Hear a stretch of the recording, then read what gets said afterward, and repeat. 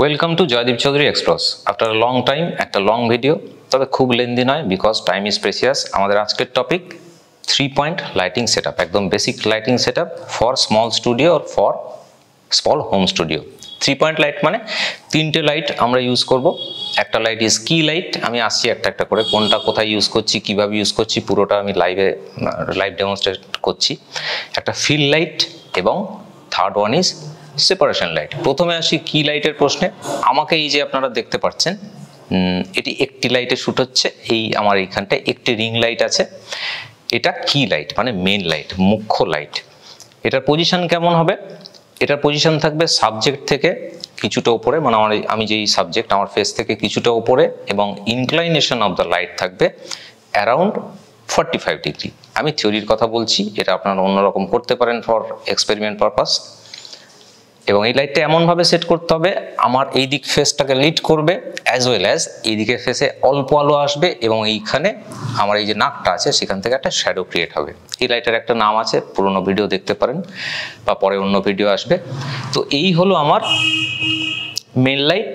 এবার আমরা যাব ফিল লাইট। ফিল লাইট মানে কি? আমার এই দিকের ফেসে কিন্তু লাইট কম আছে, এই দিকের ফেসে অল্প লাইট দরকার। তো আমি এখানে আরেকটা লাইট রেখেছি, সেই লাইটটা আমি জ্বালাতে বলবো।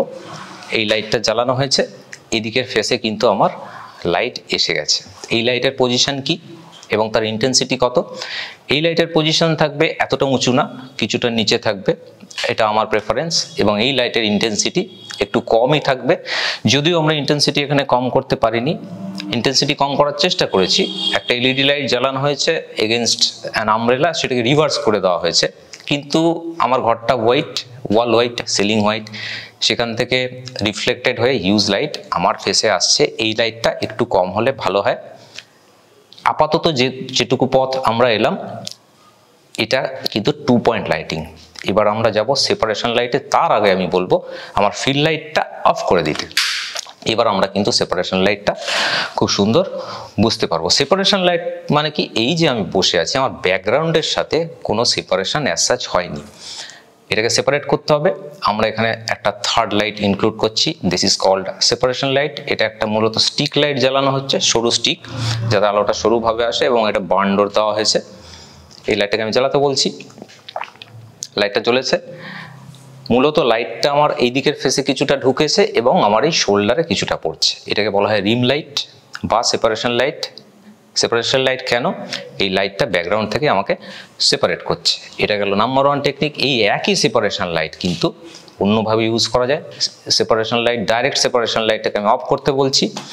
এই একই সেপারেশন লাইট আমি যদি আমার ব্যাকগ্রাউন্ডে ডাইরেক্ট মেরে দিই, তখন কিন্তু আরেকটা সেপারেশন লাইট তৈরি হলো। খুব কম ফটোগ্রাফার এটা ইউজ করেন, সবার টেন্ডেন্সি থাকে ব্যাকগ্রাউন্ডে বা হেয়ারটাকে বার্ন করার জন্য বা রিম লাইট তৈরি করার জন্য। আপনারা দুটোই করুন, রিম লাইট তৈরি করুন অ্যাজ ওয়েল অ্যাজ ব্যাকগ্রাউন্ডের লাইট দিয়ে ক্রিয়েটিভ এফেক্ট তৈরি করুন। আমি যেটা বললাম একদম বেসিক লাইটিং সেটআপ, এটা খুব অ্যাডভান্স নয়, খুব কিছু ক্রিয়েটিভ কিছু করা যাবে এমন ডিমান্ড করছি না। ইভেন আমি এই যে কম্পোজিশনে বসে আছি, যে ব্যাকগ্রাউন্ডটা ইউজ করছি সেটাও একদম বেসিক, মোটেই ইন্টারেস্টিং নয়, এটা আমি জানি। এটা ফর টিউটোরিয়াল পারপাস। যদি কোনো প্রশ্ন থাকে, do not hesitate to ask me, I will try my level best to answer all your questions. Till then connected থাকবেন। আজকের মতো আসছি, আলবিদা।